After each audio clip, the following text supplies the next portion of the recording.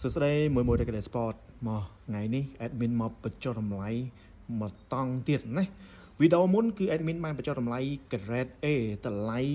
ដើម80ចុះនៅសល់តែ$75ទេ grade A ណាថ្មីអត់ប្រអប់ណាខ្សែលេខ40កន្លះ26 cm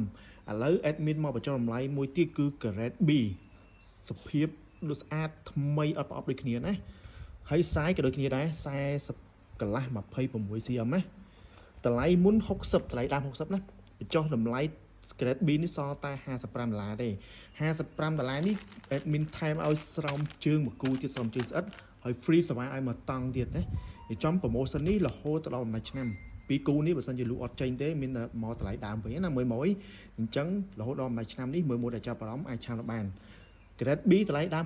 60ចុះនៅសល់តែ55ហើយ grade A វិញតម្លៃ80ចុះដល់75ទេ free ស្វា free សំជើងមួយគូទៀតណា